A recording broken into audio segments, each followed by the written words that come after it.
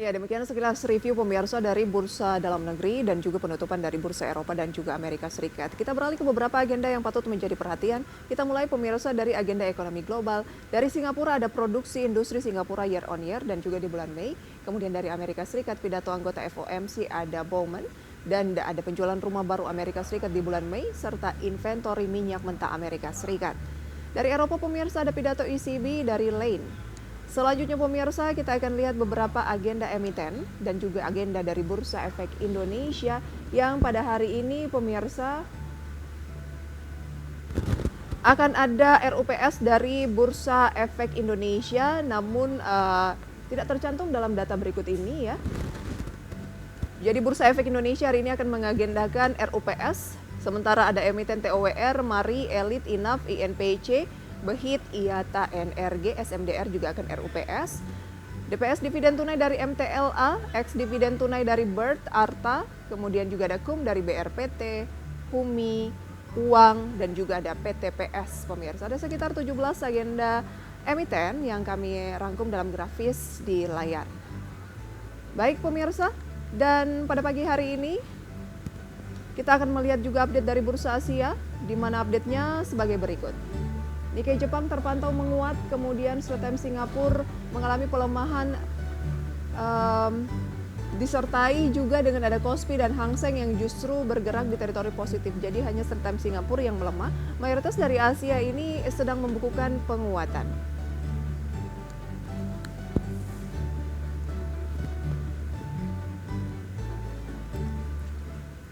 Perbincangan seputar pasar modal pada pagi hari ini pemirsa kami hadirkan bersama dengan Pak William Suryawijaya, CEO dari Yugen Sekuritas.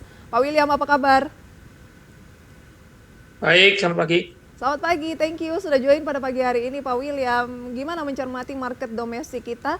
Asia tampaknya sudah mulai berbalik arah menguat kemarin. Dan kita lihat pembukaan pada pagi hari ini, kecuali Straits Times Singapura ya, masih agak turun. Peluang indeks harga saham gabungan akan seperti apa? Ya, kalau kita lihat pola pergerakan indeks di kita sendiri memang cenderung terkonsolidasi.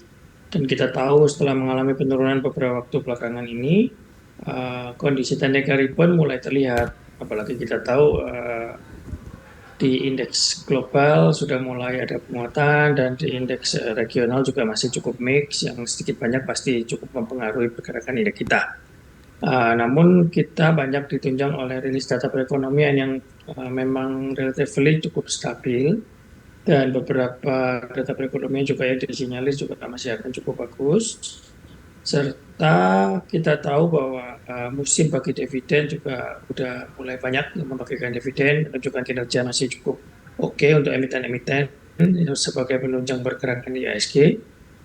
Serta kita tahu bahwa laporan kinerja emiten juga banyak sekali yang membukukan relatively masih cukup bagus. Jadi saya rasa itu yang bisa menjadi optimisme pasar hingga beberapa waktu mendatang. Baik, jadi Anda lebih melihat bahwa lebih ke sentimen emitennya begitu Pak ya, terkait dengan pembagian dividen ataupun informasi individual dari emiten yang akan mendorong penguatan dari indeks harga saham gabungan meskipun saat ini Anda melihatnya masih cenderung konsolidasi. Ya, karena memang konsolidasi kita tahu bahwa fluktuasi harga komoditas dan terutama harga currency itu masih terjadi. Tentunya akan cukup mempengaruhi karena kita tahu pola investasi daripada investor sendiri pasti ada shifting.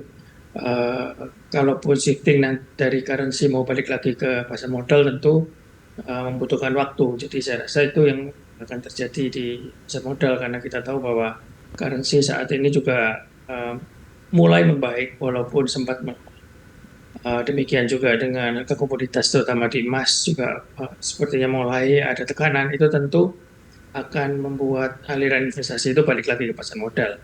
Baik. Kira-kira seperti itu. Apalagi kita lihat secara capital outflow memang secara year to date masih terjadi. Itu tentu uh, menunjukkan bahwa shifting mulai terjadi walaupun secara perlahan ke pasar modal. Baik. Nah, di tengah fluktuasi nilai tukar rupiah terhadap dolar Amerika Serikat ini ada informasi proyeksi pertumbuhan ekonomi China yang membaik. Ekspornya diperkirakan akan meningkat 4,3% tahun ini dibandingkan tahun lalu.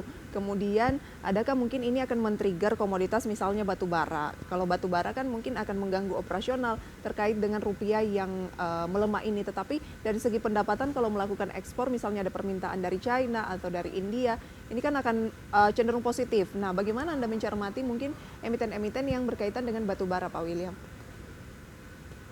Sebenarnya kalau bicara emiten komoditas ya, terutama di batu bara, eh, yang terlihat adalah kondisi tidak sebagus atau setinggi saat-saat di sebelum 2015. Baik. Karena kalau kita lihat sekarang, kondisi relatif lebih stabil, permintaan apalagi ditambah kembalinya setelah pandemi, emiten batubara sempat melonjak, namun sekarang sudah mulai relatif lebih stabil. Mhm. Walaupun permintaan-permintaan dari luar negeri masih terjadi, dalam negeri juga kebutuhannya tidak kalah. Dalam artian masih ada kebutuhan untuk batubara tersebut. Tentu itu yang akan dapat membantu kinerja daripada emiten yang berkaitan dengan batubara.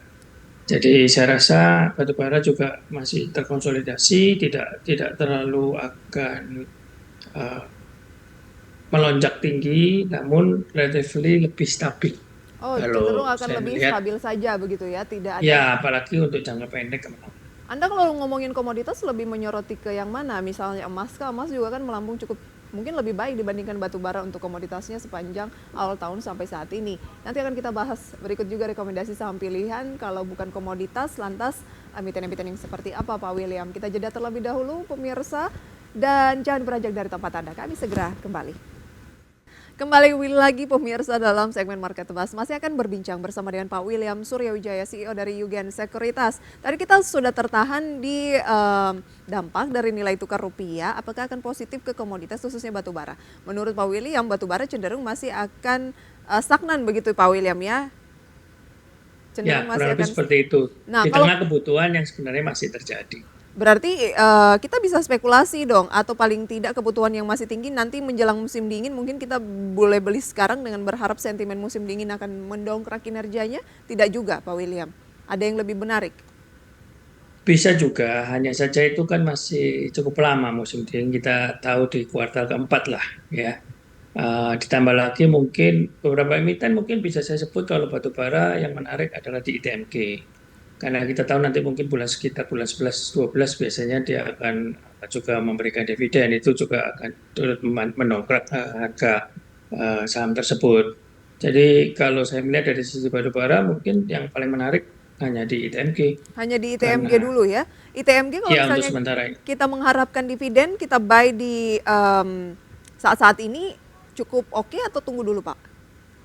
Sebenarnya kalau di harga sekarang, kalau nantinya masih ada potensi tertekan, secara DPR-nya Mm-mm. untuk dividen payout ratio-nya bisa dibilang masih cukup rendah. Kalau nanti harganya sedikit tertekan dengan dividen yang mungkin dia akan tetap bagikan tetap seperti dari tahun ke tahun, itu tentu akan cukup lebih menarik Baik. untuk ITMG. Anda lebih menyoroti kalau komoditas selain batu bara apa emas mungkin atau yang lain Pak William, nikel? Kalau bicara komoditas emas, kenaikannya sudah cukup signifikan ya. Tidak tahu dalam beberapa waktu belakangan ini, beberapa bulan lah, itu kenaikan cukup signifikan. Ada kecenderungan emas itu akan sedikit lebih tertekan dalam jangka pendek ke menengah. Kenapa Demikian Pak? juga Apa yang karena terlihat kenaikannya sudah cukup signifikan ya? pertama karena kenaikannya cukup signifikan, itu juga pergerakannya hampir mirip dengan dengan USD Index yang juga relatively sudah mulai slow down.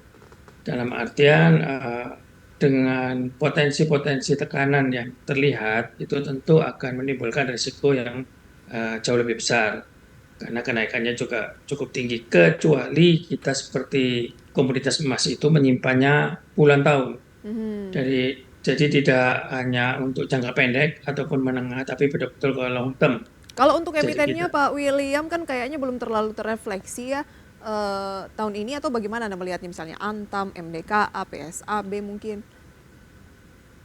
Ya, kalau kita lihat emiten emas selama ini, emiten-emiten yang berkaitan dengan komoditas emas, memang relatively bisa dibilang harganya naik turun dan cenderung sideways ya. Mhm. Jadi tidak Oke, betul-betul mengalami kenaikan signifikan, apalagi salah satu mungkin yang terbesar Antam lah. baik, Antam juga terlihatnya terus masih berada dalam tekanan. baik Pak William. Kalau bukan batu Kalau bara kita dan bicara emas, emiten, apalagi kita juga melihat emasnya cenderung akan masih ada tekanan. baik. Kalau bukan batu bara dan emas, komoditas apalagi? Atau memang saat ini komoditas Anda belum terlalu tertarik? Komoditas kecenderungannya masih akan ada tekanan. Baik, Jadi itu mungkin yang perlu diwaspadai atau perlu dicermati oleh para investor. Dalam artian mungkin ada baiknya tidak terlalu agresif di komoditas. emiten-emiten yang berkaitan dengan komoditas atau dengan komoditasnya sendiri. Baik, Karena untuk membeli komoditas sendiri secara langsung kan juga tidak menutup kemungkinan. itu dia ya. Jadi kalau komoditas, Pak William melihat bahwa cenderung masih akan ada penurunan ya.